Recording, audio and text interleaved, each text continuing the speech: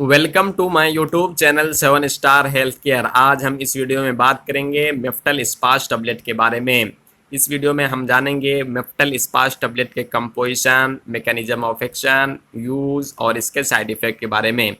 सबसे पहले हम जानते हैं मेफ्टल स्पास टैबलेट के कंपोजिशन के बारे में। इसका कंपोजिशन मेफेनेमिक एसिड एंड डायसाइक्लोमीन होता है। मेफेनेमिक एसिड एक एनसेड्स है यानी non steroidal anti inflammatory drugs है, और डायसाइक्लोमीन एस्टिकोलिन रिसेप्टर को ब्लॉक करता है। अब हम जानते हैं कि आखिर डायसाइक्लोमीन किस तरह हमारे पेन को रिलीफ कराता है, यानी मैकेनिज्म ऑफ एक्शन क्या है।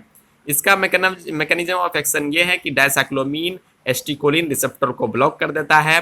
नॉर्मली हमारे बॉडी में एस्टिकोलिन एक न्यूरोट्रांसमीटर की तरह काम करता है, जो कि स्मूथ मसल्स पर मौजूद एस्टिकोलिन रिसेप्टर पर एक्ट करके हमारे मसल्स को कंस्ट्रिक्शन का काम कराता है।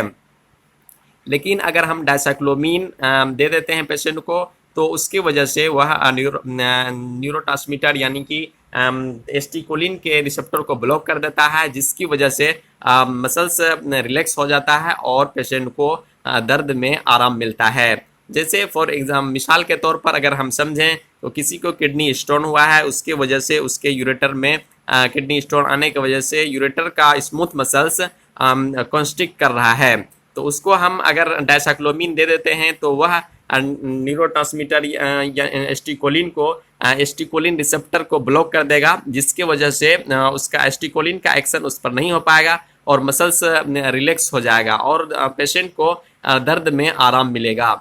इस तरह अब हम जानते हैं मेफ्टल स्पास टैबलेट के यूज़ के बारे में, यानी इसका यूज़ हम कहाँ कहाँ कराते हैं। इसका use kidney stone, GB stone, किसी भी तरह का अगर हम पेशेंट में गैस कर रहे हैं कि इसको किडनी स्टोन की वजह से पेन है, तो उसमें हम इसका इस्तेमाल करा सकते हैं। उसके बाद इरिटेबल बाउल सिंड्रोम में भी इसका इस्तेमाल किया जा सकता है, और इसके अलावा और भी कई कंडीशन है जिसमें कि स्मूथ मसल्स के कॉन्स्ट्रिक्शन की वजह से अगर पेन महसूस हो रहा है तो उसको हम रिलीफ करने के लिए मेफ्टल स्पास टैबलेट का यूज़ करा सकते हैं।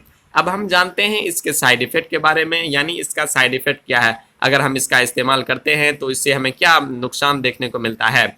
इसका इस्तेमाल सबसे पहली बात कि डॉक्टर के सलाह के अनुसार ही लेना चाहिए, और इसका इस्तेमाल जैसे कि मेफेनेमिक एसिड का भी इसका शॉर्ट कोर्स में लेना चाहिए, यानी कि 7 दिन तक ले सकते हैं विशेष कंडीशन में। इसका इस्तेमाल लगातार नहीं करना चाहिए, इससे बहुत ज़्यादा साइड इफ़ेक्ट देखने को मिलता है। नॉर्मली तौर पर अगर हम इसका साइड इफ़ेक्ट देखें तो ड्राइनेस ऑफ माउथ होता है, गैस और कॉन्स्टिपेशन हो सकता है। इसके अलावा और भी साइड इफ़ेक्ट हैं, इसीलिए इसका लगातार इस्तेमाल नहीं करना चाहिए और डॉक्टर के सलाह के अनुसार ही इसका इस्तेमाल करना चाहिए।